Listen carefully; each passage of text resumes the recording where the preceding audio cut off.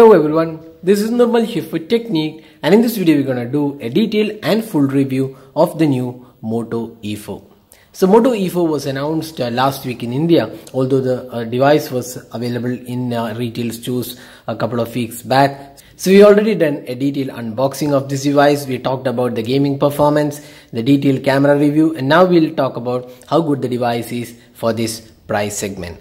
So before we going into the detailed aspects, let's quickly have a look at the specifications offered on this device.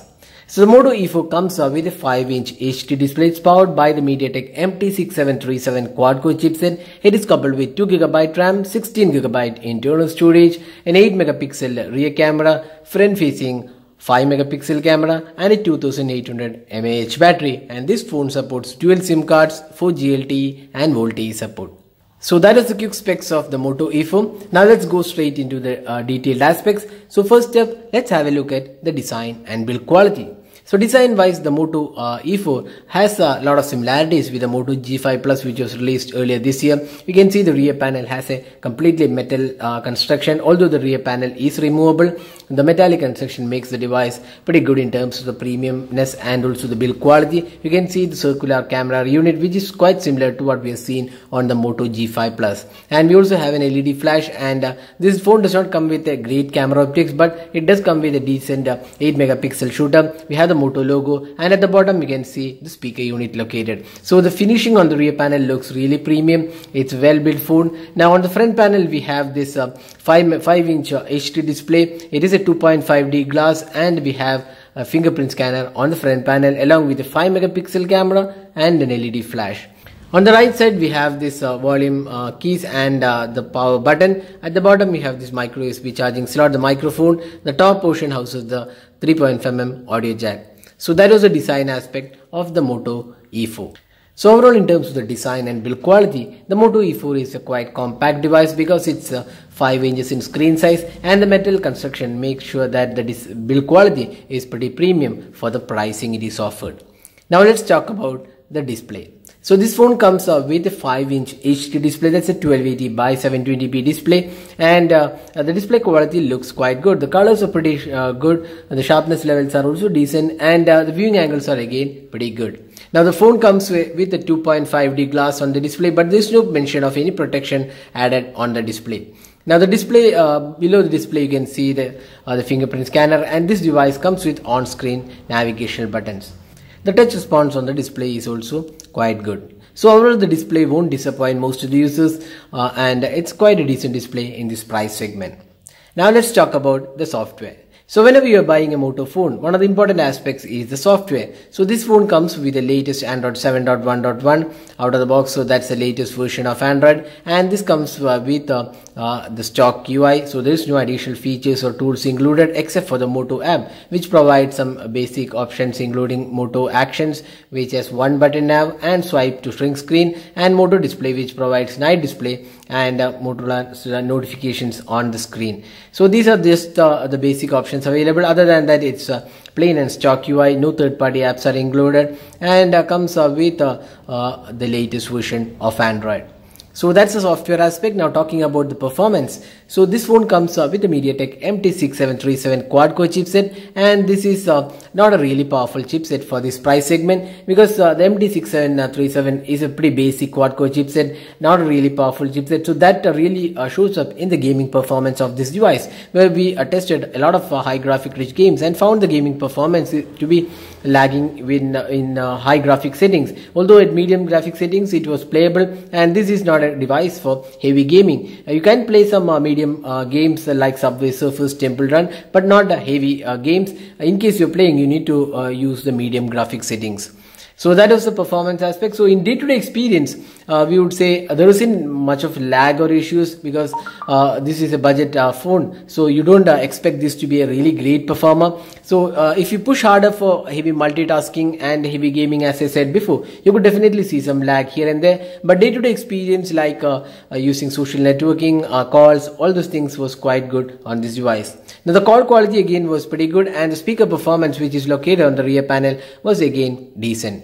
The phone comes with dual SIM cards and 4G LTE along with voltage support, and there is also dedicated SD card available on the device to support micro SD cards.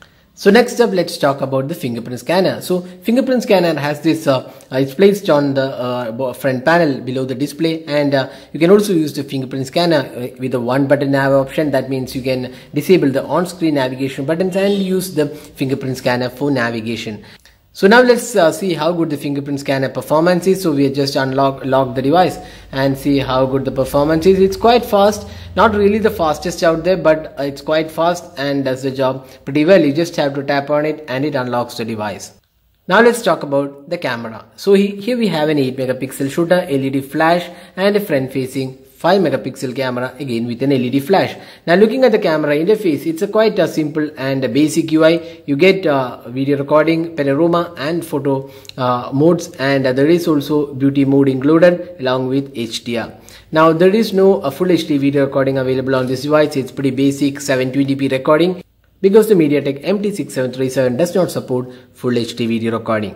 Now talking about the camera samples taken with this device, you could see that there is some decent color quality in the photos taken in daylight, and it has come quite good, but the sharpness levels was way too low, and you could see towards the edges of the photos there was a lot of blurring happening, and also the sharpness levels was not that great. And also the close-up images what we experienced was similar to the Moto G5 Plus.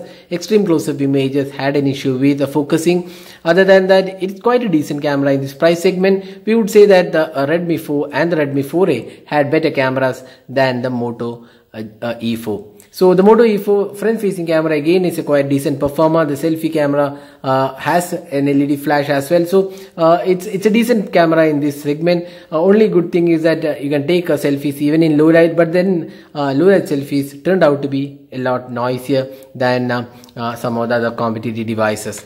So overall the camera on the Moto E4 was not that great, but considering the price segment, it's a decent performer, not really the best in this category. Now let's talk about the battery. So we have a 2800 mAh battery. It's a removable battery. You can remove the rear panel and remove the battery as well. So now talking about the battery performance, with 2800 capacity, the battery performance was quite decent. We could get around 2 to 3 hours of screen on time on this device. Not a bad performer, but definitely when comparing with the Redmi 4 and the Redmi 4A along with Redmi Note 4, all these devices priced below the 10k, the Moto E4 battery performance was not that great. If you want a better battery, you should be looking at the Moto E4 Plus, which has a 5000 mAh battery. So that was the battery performance. So now we have talked about almost all aspects of the Moto E4. So how good is the Moto E4 for a price of 899? So we would say the important aspect for the Moto E4 is the software. It's the latest version, good design and a solid build quality. It also comes with a fingerprint scanner, the first E device, Moto E series with a fingerprint scanner. And the most important aspect is the availability. So this device is available in all retail stores. You don't have to wait for flash sales like the Redmi 4 or the Redmi 4A. So that's one of the important aspects. So listing out the pros and cons. So the pros include good build quality, decent design, the display is quite good. Again, the software is really good. Then the cameras are kind of average and battery life is again average. Now the cons of the device is the performance. The performance with MediaTek MT6737 was quite disappointing, and again the gaming experience was not that great with the 6737.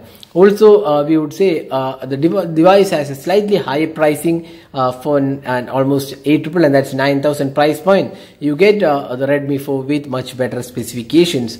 So that's one area where Moto should be looking to improve.